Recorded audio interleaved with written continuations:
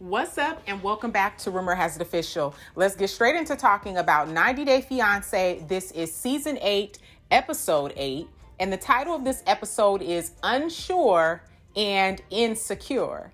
So we're going to start off with Stephanie.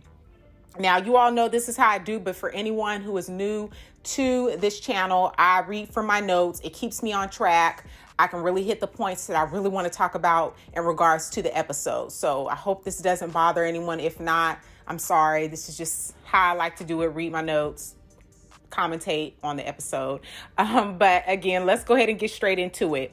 So starting off with Stephanie. Stephanie is packing up to go see Ryan, despite the fact that these two really aren't even on speaking terms. She's making sure to bring this kid loads, and I say kid because he is a kid, bringing him loads of gifts. One of the gifts totaled $3,000. It was a watch. The watches were probably the biggest watches that I've ever seen. I've never seen someone wear such a big timepiece. So I'm not sure where this woman is buying these watches, but she said one of them totaled to $3,000, which I think is very foolish for her to buy him that. And the most precious gift that she was giving to him, or taking with her to give to him, was the gift her father gave her mother, which was a wedding ring. She's actually taking it to Ryan so that Ryan can propose to her with that ring.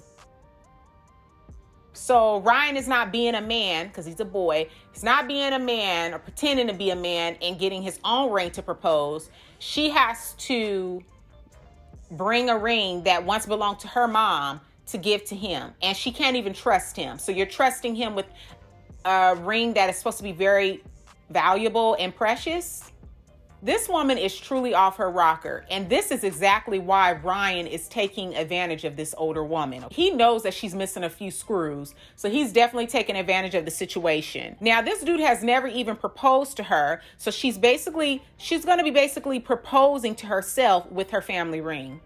When they ended the scene and Stephanie was wearing a face mask with Ryan and her, it was a picture of her and Ryan. It was on her face mask, printed on her face mask. I was thinking to myself, okay, this is Rebecca 2.0. Comment down below your thoughts, and let's move right along to Mike and Natalie. So it's the next day since Mike and Natalie's big blow up, and Mike's mom will be coming to visit, and this will be Natalie's first time meeting her. Now, Natalie is hoping that Mike's mom will like her. And when Mike described his mom, saying that, she was hard-headed, and they had looked it up, she was like, what does that even mean? So, he looks it up to give her the meaning and the definition of hard-headed. And one of the things in there was saying that she's not sentimental. And so when Natalie's seeing that, she's like, oh, we won't get along. She's not sentimental. Oh, we won't get along. Like, she's already putting that bad vibe out there. And this, to me, the whole time I was watching, I was like, this is going to be very interesting to see how his mother takes to Natalie. Will Natalie be as rude to his mother as she was to his Uncle Beau? Comment down below your thoughts. Let's move right along to Brandon and Julia. So Julia is over this farm life. She's over it. She's yelling at the chickens, telling them to shut up, and decides to FaceTime her father. She complains to him about the way that she looks due to working on the farm, and her dad teases her, saying, where's your crown? Her father encourages her that time always plays a big role in a relationship, and to tell Brandon to man up. Comment down below your thoughts. Let's move right along to Jovi and Yara. So the last few days, Yara has been very sick. So she goes to the pharmacy to pick up a pregnancy test. She says being a parent is a responsibility that she is not ready for, and it's not the right time. And if that was the case, I don't care. She used this whole story of when the last time when things happened and she had that procedure that the doctor said it was a very slim chance that she could get pregnant. So I feel like they should have been still practicing safe sex, and she should have been protecting herself. He should have been wearing a condom, or she should have been on birth control. But you're saying that you don't want this responsibility and you're not ready for it, but you're not doing things to prevent that from happening. Once she gets back from the pharmacy, she goes ahead and takes the test and then comes out of the bathroom to call her friend. Now, this is the same friend I was saying it looked like she just had plastic surgery, because her whole nose was just like, I don't know what was going on. So she shows her the results of the stick, and her friend says that she sees it, but she doesn't want to believe it. Jovi will be back in a couple days, and that's when she plans to tell him that she is in fact pregnant. At least that's what the stick is saying, that she is pregnant. Comment down below your thoughts. Let's move on to Ameerah. So Ameerah is back in France after being detained. Meanwhile, Andrew is still in Mexico on the beach, eating, drinking, and being merry. Ameerah says that she is relieved to be safe and sound. Her father says that he was so worried. And I can only imagine, as a parent, there was nothing that he could really do to get to his daughter. So I imagine he was very, very worried about her. He picks her up from the airport, her father, and then they discuss what happened to her. They say that the reason they detained her was because she didn't have a passport, but she says that she did have one. Her father says that this is all Andrew's fault, and he doesn't feel Andrew is the right man for his daughter. He adds that he has a very bad feeling about Andrew, and I would have to agree. And I would hope, but it doesn't seem like it's going to go that way. I would hope she would heed to her father's feeling, because sometimes parents be on it. You know, sometimes parents need to give people a chance, but in this case, I feel like the dad is really on it. Comment down below your thoughts, and let's move on to Mike and Natalie. So Mike's mom has arrived. He says that he and his mom are close and they talk often, like every other day. Natalie is such an actress, okay? Because when his mom walks in, she's sitting on the couch reading a book, okay? Pretending to read a book.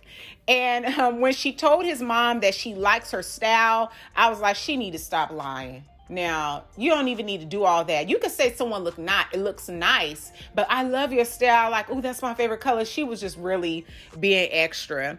And Mike's mom says that she thinks Natalie is a beautiful girl and she's ready to get to know her.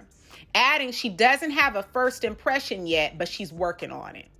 So Mike and his mom start to make light jokes. They're sitting around and they start making light jokes, and Natalie just sits there looking loopy with that dark eyeliner around her eyes that just, it intensifies her looniness. Like, it makes her look like one of those chicks from them Lifetime movies that look like they psycho. Like, I'm just saying. I mean, I'm just saying, that's just what I think. Now, she claims that she didn't understand the joke that they had going on, but you can clearly see them laughing and smiling and trying to just make light, because it just seemed a little kind of like stiff. Just watching it, I felt awkward. It was an awkward moment. Them two laughing, and what's her name, Natalie? She's just like back at them. It was just really like, girl, loosen up, lighten up, smile, laugh. Like you're meeting somebody's mom for the first time. You do want to make a good impression, right? So during this visit, it's more obvious just how disconnected these two are. They don't understand each other and aren't in sync. So I really don't understand why this relationship is lasting. I mean, it's really crumbling right before all of our eyes. But at the same time, I don't know why they're still fighting to make something work that it's like every other day there's an issue. Mike's mom says that she's waiting on grandkids, right? And Natalie tells her that she doesn't know about that because she doesn't have her ring back, and added that she feels that Mike is trying to keep her guessing. And his mom is like, were you keeping him guessing when you gave him the ring back? It was like, okay, I mean, that was real. I mean, you threw the ring and gave the ring back to him. So now you just want him to hop and give you that ring back. And it's going to take some time because there was a lot of damage created during that Ukraine trip. Now, Natalie couldn't say anything when the mom was like, well, were you keeping him guessing when you gave the ring back? Natalie couldn't say one thing. And it was the look on her face that really, I about hollered, because I'm like, girl, she just really shut you down. Natalie couldn't say nothing. But Natalie is just, I think she likes to play victim, but she was saying during her confessional that she feels like everybody is always on Mike's side, that her mom is on Mike's side and then Mike's mother is on his side. I really think she got some mental issues, but comment down below your thoughts. Comment down below your thoughts, and let's move on to Stephanie. So this old forced reunion between Stephanie and Ryan was flipping hilarious, okay? They look like two birds fighting over a worm when they was kissing at that airport. I was like, this is just too much. Like, it was so weird, awkward. I was like, what are we watching right now? What is happening right now? Every time I see Stephanie and the oversized shorts, whether it be the white pair or the bedazzled jean pair. I get so nervous because I'm thinking to myself, these jeans is going to just slide off of her. They're so big that they're literally just hanging on by a thread, by a loop on her waist. And it's just like, why does she wear these shorts? Because we've seen her probably wear these shorts since she debuted on 90 Day Fiancé for this season. I want her to throw them away as soon as possible. So Ryan says that he is 23 and Stephanie was 48 when they first met. Wow. Now, it's mighty funny how Ryan's attitude is totally different from the way it was when they had that big blowout, when they had that conversation, right? Maybe it's because he knows that she's got gifts for him in her luggage. They get to the hotel and Stephanie says that she has a feeling that love can conquer all. The fact that Ryan opened his mouth and says that he would rather have the money than the gifts, he's basically just telling, I mean, we already know why he's with Stephanie, but he's just, the more he talks, he's just telling on himself. So Stephanie brings Ryan glow-in-the-dark rubbers and reveals that he likes it 4 times a night, 6 days straight. Now, if I'm getting that wrong, y'all comment down below, but I feel like that's what that woman said. 4 times a night, 6 days straight. Ain't no doggone way. Ain't no doggone way. Ain't no doggone way. Y'all can comment down below, but I'm moving on. So also in this scene, Ryan tells Stephanie that he really wants her in his life and plans to make these 2 weeks the best days of her life. So Stephanie says, well, let me see your phone. He puts the password in, hands the phone to Stephanie, and Stephanie starts her investigation, right? Finding a woman's name and questioning it. Ryan says that that's his cousin. And, you know, I feel like he cleaned that phone up before she got there because he knew she was going to want to see his phone. He already knows that she doesn't trust him. He know he been doing dirty and been having fun while she ain't been there. So he cleaned that phone up. He cleaned that phone up before she got there. Comment down below your thoughts and let's move on to Andre. Now, this dude is out here enjoying Mexico, okay? Having lots of fun without Amira, and says that he's doing self-care and healing. Andrew gets on the phone with Amira and starts to boast and brag about all the things that he has planned. I mean, they're showing him, you know, he's on the beach eating and having drinks and getting massages, full body rub downs. And I mean, dude is just living his best life, not a care in the world, not even thinking about her. And that was the sole purpose for them to be flying to Mexico, for him to be with her, for them to be together. So if she can't enjoy the trip, why are you still there enjoying the trip? Andrew sits back enjoying himself and doesn't even seem concerned about her and what she experienced while she was detained. At one point, I seriously got Colt 2.0 vibes. The way he sits back and looks, crosses his legs, you know, his facial expressions, I'm getting straight up Colt 2.0. Comment down below your thoughts and let me know what you think. Now, he didn't even seem to care one bit about Amira and what she's been through. She can definitely, I feel like she definitely can do better than this clown. Since that trip was for the sake of her getting there and she was detained, then sent back to France, he should have went home too. Now, if this was the case of him going there for them to be together and she stood him up, then I'll be like, oh, heck yeah, I'm staying here. I might as well stay here and enjoy myself after I got stood up or someone ghosted me. Oh, yeah, for sure, I'm finna enjoy myself and do some self-care and healing. Oh, yes, for sure. But that wasn't the case. That was not the case. He's a hot mess. He is disgusting and a hot mess. Comment down below your thoughts. Let's move right along to Stephanie and Ryan. Now, ain't nobody dumb, because even ditzy Stephanie says to Ryan over dinner, did you know that I was going to want to see your phone and you went ahead and cleaned it up? She already know that's the deal. That's what he did, because He didn't really put up a fight. He just handed it over. And we've seen him put up a fight and get back at her when they had that last video conversation before she even went to Belize. So we know that he likes to buck up, okay? And how he's like, I don't even want to go to America. All that stuff has changed. And you just so easily, he did say, why did you want to see it? But he just so easily went over there, put in a password and gave it to her. So yeah, for sure, she knows that he did that. He cleaned that phone up. Now, over dinner, Stephanie gives Ryan her mother's ring and tells him when he's ready, he has the ring she wants. This is some crazy mess, I'll tell you. It's some crazy mess, and I don't have no words. Comment down below your thoughts, and let's move right along to Mike and Natalie. So the next morning, Natalie and Mike make breakfast. They both set April the 3rd for their potential wedding date. Over breakfast, they tell Mike's mom April 3rd is the date that they've chosen. I honestly feel since these two aren't on the same page about their beliefs that they shouldn't even be getting married. Now, while telling his mom the news, her mom ends up calling and she then tells her mom.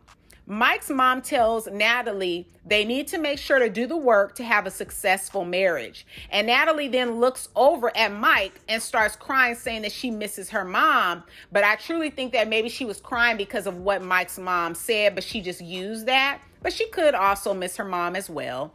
Now, after Mike comforts Natalie, she tells his mom, thank you for having Mike because he's a very good man. Now, didn't she just, this is why I say this girl off her rocker, because didn't the night before she just tell him that he was low class? She phony. She called this man a low class drunk and said that she didn't respect him because he didn't treat her right. So now you telling his mama he's such a good man and thank you for raising him. Thank you for making Mike. Which one is it, Natalie? She loopy. Comment down below your thoughts. Let's move right along to Jovi and Yara. So Yara arrives at the airport to welcome Jovi back. She says that she's excited to tell Jovi the news that she's pregnant. Now, as soon as she embraces him, she can tell that he's been drinking. And it's early in the morning, probably like 7 or 8 in the morning once he arrives at the airport. This concerns her because she feels Jovi doesn't want to grow up and stop partying. Comment down below your thoughts and let's move on to Brandon and Julia. So Brandon got a call from Julia telling him that it's time to leave his parents' home. So I'm so sorry about that because my camera, I guess it overheated and it shut off. But let's just finish this last one up with Brandon and Julia. So Brandon got a call from Julia telling him that it's time for them to leave his parents' home. Brandon says that Julia doesn't get how lucky they are to be living free at his parents' house while he saves money for their future. Julia gives Brandon an ultimatum that they have to leave the farm or she's going back home. Brandon says that he loves Julia and doesn't want to lose her. So he almost feels like he has to say yes. But it's really time for him to spread his wings. I keep saying that in my recaps. He really does need to spread his wings up. He needs to man up and figure it out, even if he has to get 2 jobs. But he does need to get his own place so that he can start a life with his future wife. If they're going to get married, it's time for him to, he should have already had his stuff together. And you shouldn't even be, if you can't create financial stability for a significant other, you shouldn't have been seeking out this young lady. You know, you were doing all these fancy things to get her, but you're not doing anything to keep her. So I'm just saying, like, you need to at least create stability for someone that's coming over and leaving their life in their comfort zone. You do need to create some type of stability so that they can feel supported, comfortable, and safe, and protected, and provided for. So he's a kid. I don't fully blame him, though. I blame Julia, too, because she chose him. So she should have made sure she took her time to get to know him and see what she was getting into before she just moved to be with him. Both of them are at fault. So I'm really curious to know your thoughts on this episode, which was 90 Day Fiancé Season 8, Episode 8. Again, the title of this episode is Unsure and Insecure. Comment down below your thoughts. I always look forward to talking with you all. Give this video a big thumbs up and share the video with a friend who also loves watching 90 Day Fiancé. Don't forget to subscribe and hit that bell so you'll be notified on the next time I make an upload. And also, I did do a poll. I wanted to know from you all, were there any other shows that you would like me to recap? You guys gave me some great feedback, so I'm definitely going to be working on that. If you didn't see that poll and didn't comment on that, comment in this video another show that you would like me to recap, and I will try my best to do that for you all. Again, thank you so much always for your support, for your patience. It takes me some time because of life and things I have outside of YouTube that I'm doing. So thank you for your patience and being supportive. Every time I upload, clicking right on that video, giving it a thumbs up, sharing it with your friends and family, people that you know like 90 Day Fiancé, and just leaving your comments and just being so supportive, the positive feedback. I appreciate it all. You guys just don't know. So thank you so much again, and I look forward to talking to you guys in the next video. Peace.